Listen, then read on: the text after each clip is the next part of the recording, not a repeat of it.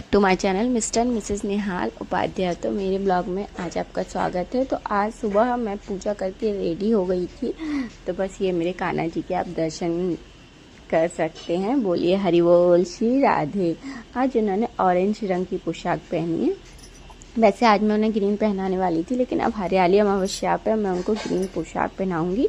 तो बस वही कि मैंने चूड़ियाँ पहन ली हैं। तो आप देखकर बताइए मेरे हाथों पे हरी हरी चूड़ियाँ कैसी लग रही हैं। इसका कलर, मेरा कलर तो बहुत ही प्यारा होता है हरा, मतलब मेरे हाथों पे कैसी लग रही हैं। तो बस मैं चूड़ियाँ पहन कर देखा। आज उपाध्याय जी स्कूल से जल्दी आ गए थे, तो भाई वो मेरे लिए सरप्राइज़ लेके आए, क्योंकि आज मौसम बहुत अच्छा था, बारिश हो रही थी। तो बस वो सरप्राइज़ देने के लिए आ गए।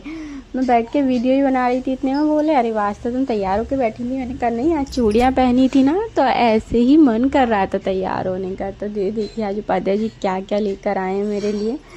तो ये छोटी छोटी खुशियाँ होती हैं जो हर हस्बैंड को अपनी वाइफ को देनी चाहिए। और मेरी वॉइस को थोड़ी अवॉइड कीजिए, क्योंकि मैं भीगने की वजह से बीमार हो गई हूँ। जुकाम, खांसी, बुखार, फीवर सब एक साथ आ गया। लेकिन ब्लॉग अपलोड करना बहुत ज़रूरी था, तो वॉइस बहुत ही गंदी आ रही होगी, पता है मुझे। तो बस उपाध्याय जी ने बोला चलो रेडी हो जाओ, जल्दी से घूमने चलते हैं, मौसम बहुत अच्छा है। तो बस मेरी चूड़ियाँ देखो कितनी प्यारी लगी। मतलब हरी चूड़ियाँ पहन के मेरे अंदर अलग ही खुशी थी। एक होती है ना एक अच्छे लेवल वाली खुशी, वही। तो बस मैंने कहा चलो चलते हैं घूमने, क्योंकि आज तो मैं बहुत खुश हूँ।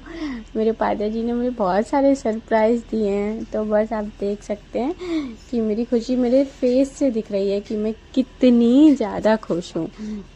तो बस अब उपाध्याय जी बोले मैं रेडी हो जाऊँ फिर चलते हैं। तो अब वो रेडी होने चले गए थे और ड्रेस उसके बाद उन्होंने फ्रेश हुए और अब हम निकल चले हैं घूमने के लिए। तो आप मौसम भी देख सकते हैं, आज का मौसम भी बहुत अच्छा हो रहा था, बारिश हो रही थी। और ऐसे मौसम में मुझे घूमना बहुत अच्छा लगता है, बट लेकिन अनफॉर्चुनेट मैं बीमार पड़ गई। तो आप, क्योंकि सर्दी गर्मी का जो मौसम होता है वो मुझे सूट नहीं होता है। तो प्रॉपर बारिश होती रहे, कहीं धूप थी, कहीं गर्मी थी, कहीं बारिश थी, तो ऐसे मौसम में मैं बीमार पड़ गई। अब देख सकते हैं हमारी जो आसपास का एरिया है वो कृषि प्रधान, मतलब हमारे यहाँ धान की फसल ज़्यादा होती है। तो खेतों में धान की बुवाई चल रही थी। ग्रीनरी देख सकते हैं आप, इतनी प्यारी लग रही थी सच में। ग्रीन कलर आँखों को बहुत ज़्यादा मतलब सुकून देता है, ये मानिए आप। देखिए ग्रीनरी इतनी प्यारी लग रही थी। बस अब हमें समझ नहीं आ रहा था हम कहाँ जाएं, क्योंकि हमारे घर से पीताम्बरा माता का मंदिर भी ज़्यादा दूर नहीं है और श्री धूमेश्वर महाराज का मंदिर भी दूर नहीं है। तो मैंने कहा सावन चल रहा है, धूमेश्वर दर्शन करने चलते हैं। और वैसे भी मुझे अनिरुद्धवन गुरु जी से काम था, तो बस हम उसके लिए हम धूमेश्वर मंदिर जा रहे हैं। वहाँ के जो महंत बोलते हैं ना, वहाँ के जो महंत हैं उनसे थोड़ी सी बात करनी थी। तो बस इसके चक्कर में हम लोग धूमेश्वर मंदिर जा रहे हैं। तो मौसम इतना अच्छा था, आप देख सकते हैं इतना प्यारा, इतने टाइम बाद, मतलब गर्मी अभी इतनी पड़ रही थी, इतने टाइम बाद इतने अच्छे मौसम, और वो भी बाइक। सच में मुझे इतने अच्छे मौसम में मुझे 4 व्हीलर से ज़्यादा बाइक ही पसंद है। तो ये कुछ वहाँ धूमेश्वर महादेव मंदिर जाने का रास्ता था, जो कि मेरे ननिहाल से होके जाया जाता है। मतलब मेरी जो नानी का गाँव है वो भी इधर ही है, इसी मतलब धूमेश्वर महादेव के पास ही मान लीजिए। तो बस वहीं हम लोग जा रहे हैं। और ये जो रास्ता है वो पहले कच्चा था, लेकिन अभी ये पुल बन गया है, क्योंकि यहाँ नीचे नदी बहती है और कभी कभी वो नदी इतनी ओवरफ्लो हो जाती है कि गांव वालों को बहुत ज़्यादा प्रॉब्लम होती है आने जाने में। और मैं पादा जी को बता रही थी कि यहाँ पर शुगर मिल भी बन गया है। पहले शुगर मिल हमारे शहर में था, लेकिन अब वहाँ गांव में थोड़ा दूर बन गया है। तो काफ़ी लोगों को उससे राहत है, और कहीं आसपास के कई जगह से वहाँ पे गन्ने वगैरह आते हैं। तो ये इस गांव में शुगर मिल भी बन गया है। और यहाँ पे धूमेश्वर महादेव का मंदिर है जो कि बहुत प्रसिद्ध है, आप देख सकते हैं। यहाँ का गेट कुछ ऐसे है। तो ओम नमः शिवाय, ओम नमः शिवाय का जाप करते हुए हम निकल चले धूमेश्वर महादेव मंदिर के लिए। हर हर पार्वती पते नमः। तो आप देख ही सकते हैं, मतलब आप सोचिए कि वीडियो में इतना प्यारा व्यू आ रहा है, तो रियल में कितना प्यारा व्यू होगा ग्रीनरी का। और आज मैं ग्रीन साड़ी, ग्रीन चूड़ी और ऊपर से ग्रीनरी, मतलब क्या ही कहना, बहुत ही अच्छा लग रहा था, मन भी बहुत खुश हो रहा था। तो बस अब मंदिर आ चुके हैं। आप देख सकते हैं हम लोग मंदिर के अंदर जाने वाले हैं। और ये जो मंदिर है ये काफ़ी साल पुराना है, बरसों साल पुराना है। आसपास गांव के लोग, नानी लोगों के मुंह से सुना है कि ये एक रात में ये जिंदों ने ये मंदिर बनाया था। और फिर ऐसे कहते हैं कि जैसे किसी लेडीज़ ने उठ के चक्की चलाने के लिए चक्की का वो मतलब आवाज़ की, तो उससे वो जिन वहीं की वहीं चिपक के रहेगा और दीवारों पे बने भी हुए हैं। और बाकी जो भी कथा है वो मुझे इसके बारे में ज़्यादा नॉलेज नहीं है, बट ये शिव जी का बहुत प्रसिद्ध मंदिर है। यहाँ पे कावड़ भी चढ़ती हैं और शिवरात्रि वाले दिन बहुत बहुत भयंकर वाला मेला लगता है और यहाँ पे बहुत दूर दूर से श्रद्धालु आते हैं। तो अब आप देख सकते हैं हम मेन गेट से अब हम मंदिर पे अंदर दर्शन करने जा रहे हैं और आप मेरे साथ बने रहिए, मैं भी आपको भोले बाबा के दर्शन करवाऊंगी। और भोले बाबा के दर्शन करने से सच में मतलब ये सावन में भोले बाबा सब पे अपनी कृपा बनाए रखें। तो बस वही है कि आप देख सकते हैं मतलब कि मंदिर में भीड़ तो ज़्यादा नहीं थी क्योंकि आज सोमवार नहीं था, बट सोमवार वाले दिन यहाँ पे बहुत भीड़ होती है। फिर भी वहाँ अभिषेक चल रहा था, पर डे किसी न किसी का अभिषेक वहाँ चलते ही रहते हैं क्योंकि सावन का जो महीना चल रहा है ना, इसीलिए। तो ये दर्शन है मेरे भोले बाबा के। ओम नमः शिवाय, हर हर पार्वती पते नमः। देखिए बहुत मतलब भोले बाबा के दर्शन करके मन को बहुत सुकून मिला। बस अब मैं अंदर जाके गर्भगृह में दर्शन करती हूँ। एक्चुअली गर्भगृह के अंदर की वीडियो नहीं बनाई क्योंकि वहाँ अभिषेक चल रहा था और कई लोग कैमरे में आना चाहते हैं, कई नहीं आना चाहते। तो वो काम ही मत करो कि जिससे किसी और को हमारी वजह से कोई प्रॉब्लम हो। तो बस हमने बाहर से वीडियो बनाई, आपको बाहर से दर्शन करवाए।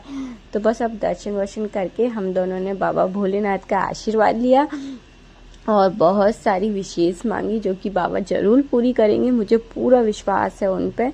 तो बस अब उसके बाद में हम भोले बाबा के दर्शन करें और नंदी बाबा से कुछ ना करें, ऐसा हो सकता है भाई, ये तो उनके पिए हैं ना। तो चलो नंदी बाबा को भी बोलते हैं अपनी विशेष, बाबा सबकी मुराद पूरी करना है सावन, सबकी खुशियाँ झोली से मतलब खुशियाँ झोली खुशियों से भर देना। हाँ, तो बस वही कि यही दुआ मांगती हूँ मेरे पूरे परिवार को सुखी रखे, संपन्न रखे, बस भोले बाबा यही कामना के साथ। अब हम लोग मतलब यहाँ से क्या, यहाँ बहुत सारे शिवलिंग बने हुए हैं, जगह जगह शिवलिंग बने हुए हैं। देखिए ये भी शिवलिंग बने हुए हैं, अंदर भी शिवलिंग थे। तो वो होता है भोले बाबा का जहाँ मंदिर होता है वहाँ एक दो शिवलिंग तो होते ही होते हैं।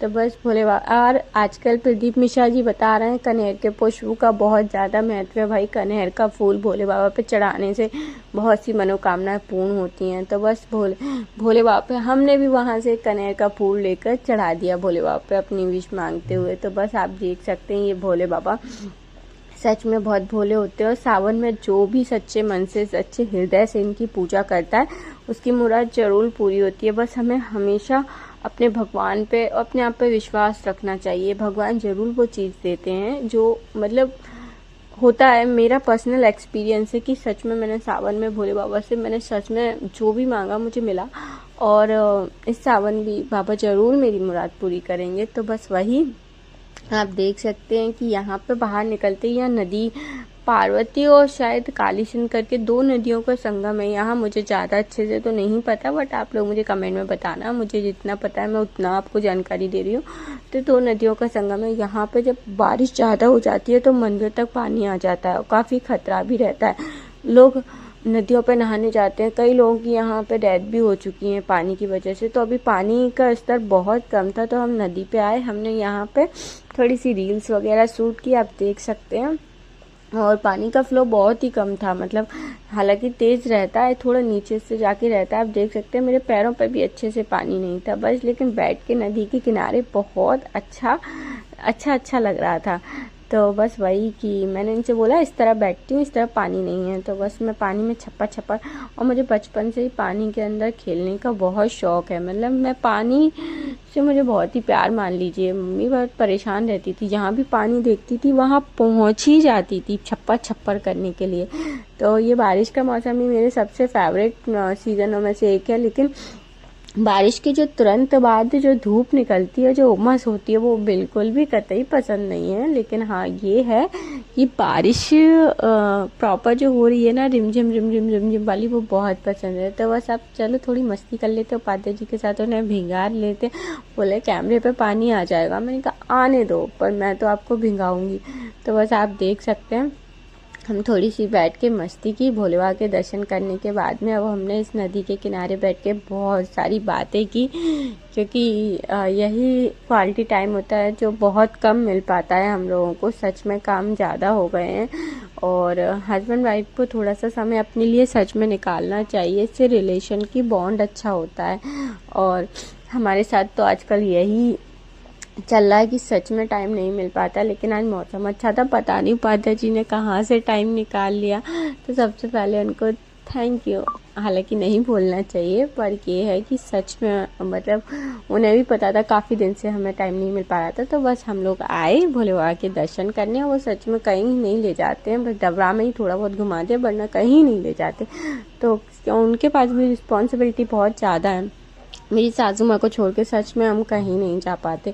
तो बस थोड़ा सा हम मंदिर आए थे, क्योंकि भैया भी घर पे थे, इसलिए आने के बाद हम लोग लौट के घर आए और इतने थक गए, मतलब भींग ही गई थी। ये मान लो भींग गई थी, कहीं धूप थी कहीं उमस थी, मतलब हालत बहुत ज़्यादा ख़राब थी। ये भी नहीं कह सकती कि गर्मी थी और ये भी नहीं कह सकती कि बारिश थी, मतलब 50-50 मौसम था, आप ये समझिए। तो बस घर आने के बाद अब मुझे बच्चों को ट्यूशन पढ़ाना था, क्योंकि मेरे ट्यूशन वाले बच्चे आने वाले हैं। तो बस अब हम बैठ गए थे, उनको वेट कर रहे थे ट्यूशन वाले बच्चे आने के बाद। अगर मतलब क्या बोलूँ, अगर आपको मेरा ब्लॉग बहुत अच्छा लगा हो तो प्लीज़ मुझे लाइक शेयर सब्सक्राइब ज़रूर कीजिएगा और मेरे ब्लॉग को सपोर्ट कीजिएगा, जिससे मुझे और आगे मोटिवेशन मिले अच्छे अच्छे ब्लॉग बनाने का। और बस यही होता है कि हमारे पास कोई शूट करने वाला नहीं होता, तो प्रॉपर अच्छे से वीडियो नहीं बन पाती है। तो जितनी भी हम दोनों बना पाते हैं उतनी यही है। तो प्लीज़ लाइक शेयर सब्सक्राइब करना मत भूलिएगा। Thanks for watching my blog.